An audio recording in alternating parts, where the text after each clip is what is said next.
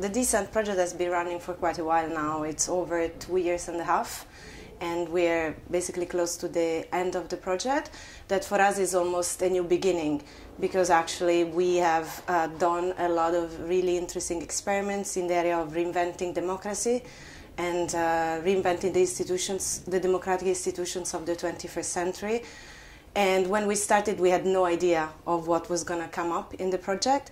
So we started really from a reflection on the failure of the current political system, a failure of trust in the citizenship about what role of the political institution is, and their inability to look at political parties, parliaments, the institution of society, clearly the financial system, to give an answer about what the future would look like. So that has created, of course, a lot of disenfranchisement, in particular from youth, young people, that felt very detached by politics, by the political system, and felt that it was better for them or to be apathic, not to vote, to be disinterested about the politics and what they could do for their life, or to go in the street and protest, organize very grassroots civic movement, very grassroots political movements. They were reclaiming a different idea of social justice, of the public space, of the public sector, of politics. And so we started really working with very grassroots political movements that, in our opinion, were reinventing democracy, bringing a little bit of hope into what the future could look like, or into the ability of people to really self-organize and take this opportunity into their own hands. So it's really kind of devolving power to the citizens kind of idea. So we were very inspired by, of course, large social movements that have been transforming politics in the last years. I'm talking about in primis Indignados movement in Spain, the 15M, that really went beyond our definition of social movement. They created a popular movement, a societal movement that started to transform society. Not just interest groups, just particular engaged activists or minorities or identity groups, but really society. So the 15M movement, I mean, with the young people camping in the streets for months, maybe like an entire year in 2013, generated a wave of organization in society. So from the public sector worker, education worker, health workers, and young people, lots of young people. They were really shaking the political elite. So what they were saying is the political elite just represent the interests of the powerful, the interest of the financial class, of the political class that in Spain is bringing corruption, is bringing, you know, really a kind of decadent way to manage power. So they wanted to regain power from the bottom up and create new forms of organization. At the beginning, as I told you, very grassroots. So we were working with hacker groups, with open source developers, with activists that were very embedded into social movement and social organizations. And they were trying to see how we can help this movement to create more sustainable form of organization. More sustainable form of organization meaning going beyond the organizing in the square. That is a fantastic momentum of people coming together, doing things differently, democratically deciding about something, which was actually deciding about the economy in the first place, because this movement are a response to the dramatic financial crisis that we saw in the last years that shake the global economy, but in particular in Europe, where austerity measure was the response to the financial crisis. It really put in danger the very foundation of the European welfare system and the European society. And so they were trying to see what can we do beyond just camping in the street and just demanding change. So out of that fantastic experience, we saw the birth of the first, mareas, the first really incredible social movement, and then they all generated new political parties. So the birth of Podemos in the first place, which is a new generation political party. We call it the network party, or a new form of making politics, which is a techno-political form, because it's really bringing together new instances of the 21st century. So looking at political organization, but also syncing political organization with 21st century technologies. And so, you know, Podemos is a hybrid form of organization where members organize using online and offline tools. Is really a kind of harmonic combination of democratic assemblies, neighborhood by neighborhood, where really you go in the street and you gather with your neighbors and your community groups to decide what is relevant for you and to decide how to handle problems that matter to you. And at the same time, this very kind of neighborhood-based offline form of organizing, they're also merging with new technologies. So ways to have collective intelligence plugged in the organizational system using forums, voting online, debating, a constant online debate, deliberation, voting, and all of that. And we thought, okay, this is a smart way to use technology. Because most of the time you have this debate about what technology you need. It's very detached from the organizational form, the political form, the politics. Why do you need technology for? And usually you end up with this kind of experiments that's just about the tools. So it's just about what you are clicking through or what kind of technological tools you're using. What these guys were doing was something very different. They were taking technology, looking at the power of technology to shape new organizational forms or new institutions, and really coupling it with the needs they had to organize. And so I think we saw the rise of a new political party form that is Podemos. And then after Podemos, we started working very closely with the bottom-up citizen coalition. So this municipal movement, the municipal organizations, they call them in Spanish. And these were really large numbers of citizens that came together and they reclaimed institutional space, they reclaimed the institutional power, and so they decided to run for the municipal election. And of course they were backed by Podemos, that at that point was becoming a really important political party in the Spanish landscape. And then they managed basically to obtain fantastic victories at the municipal elections in Spain, and they gained very important cities like Barcelona, like Madrid, like Zaragoza, and other important cities in Spain. And now we have a coalition of what they call the rebel cities, or the democratic cities, the cities of change. And with this end, we've been very close to these political experiments, working very close with the organizers, with the people that were managing all the different committees of these citizen movements, that they were going neighborhood by neighborhood, getting people involved and getting people to participate. And we have been working with them to build technology that was able to create more trust, more participation, and a genuinely democratic infrastructure. And for that, we couldn't trust the technologies that were already existing. So it is true that technologies like Facebook or Google or Twitter, of course, they bring online thousands and thousands and millions of people, right? So you would ask me, why don't you just use the infrastructure that's out there? And my answer, and that's why we started the Decent project, is very clear. It's because this technology is not building for democracy. It's not building to give power to citizens to organize themselves and to create new sustainable democratic institutions. These are infrastructures that are built by big corporations to basically make profit, and they do it in a very smart way, of course. I mean, they create lots of desire, they continuously track and monitor us, they aggregate lots of data about us, and so they provide an infrastructure that is convenient and that works, of course, because these companies have a lot of power and a lot of money. But in the back end, we have a kind of surveillance infrastructure and an advertising business model. And we think it's very dangerous if you build civic technologies that have the purpose to reinvent new democracy and new institutions, relying on big corporations that want to just maximize profit for their shareholders.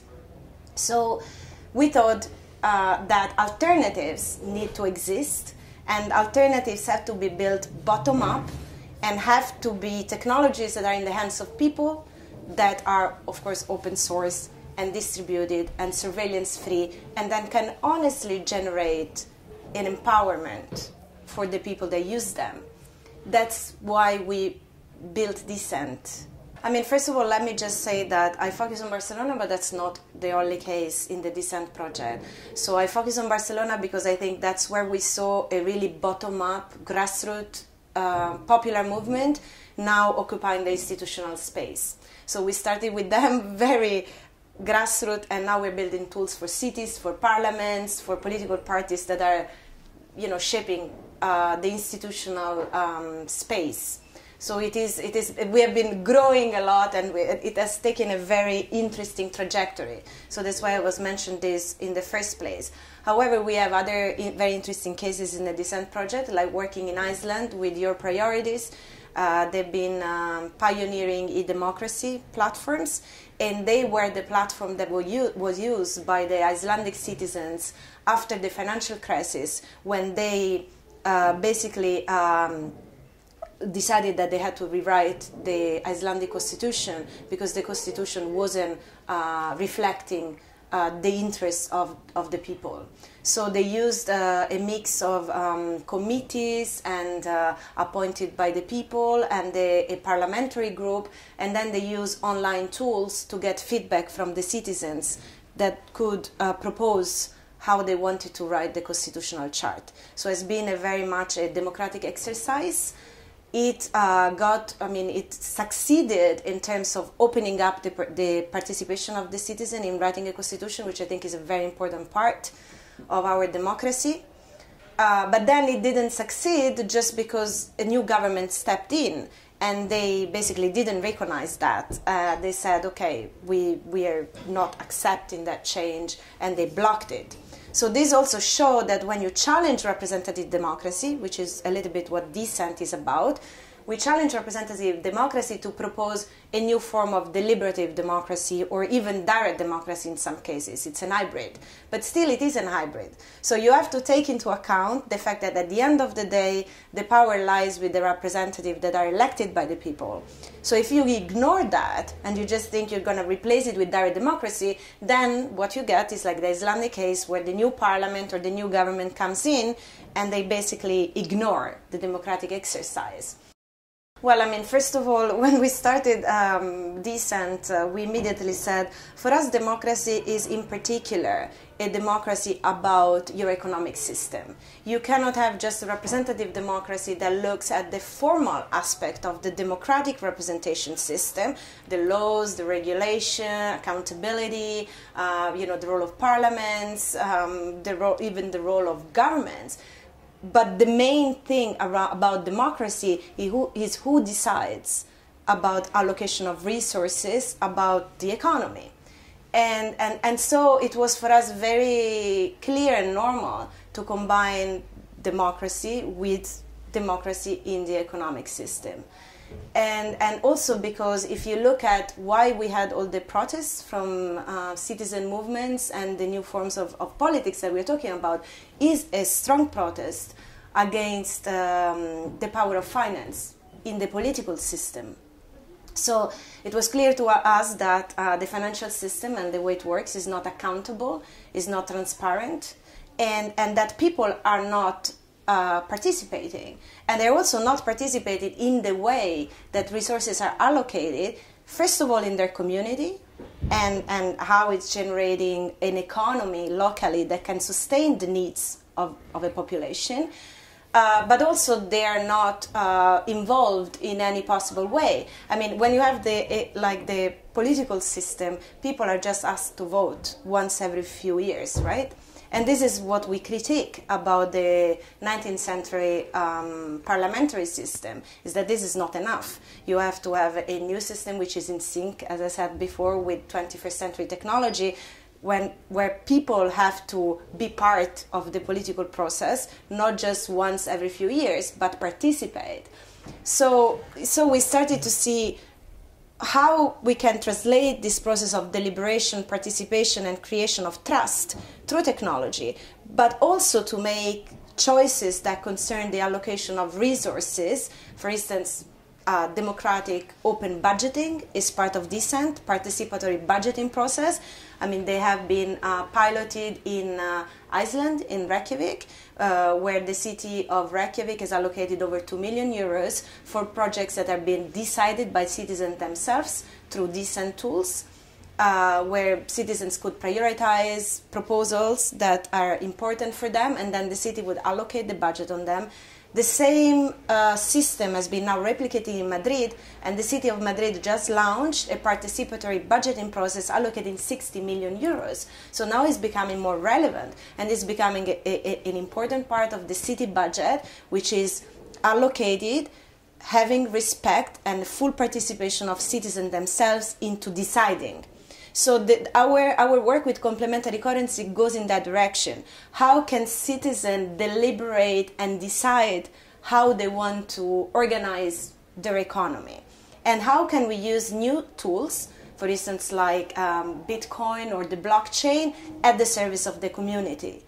So we've seen that now, for instance, there is a big hype around blockchain and Bitcoin because financial institutions are investing a lot of money because they see the potential of decentralized or trustless, what they call trustless networks.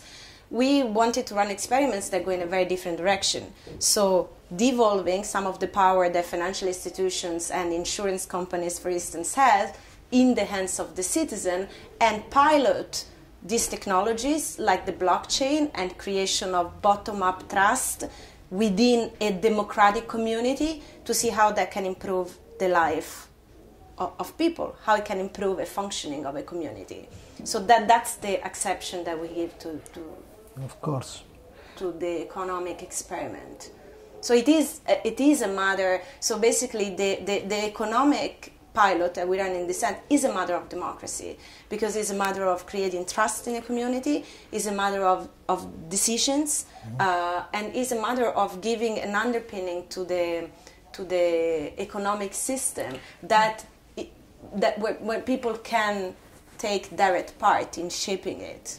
And I think we wanted to stay away from a neoliberal conception of, devolving all the responsibilities to the citizens. So clearly, when you're in a moment like now in Europe, where we have been hit with strong austerity policies, which have been taking away public budgets by the hands of public institutions. So public institutions are left with less resources to invest in the public good, so in public services like health, education, transports, all the important things that allow our society to function. So for us it was clear, and it was clear also in the protests in Spain, that what people were claiming for was more investment into societal infrastructures, not less investment.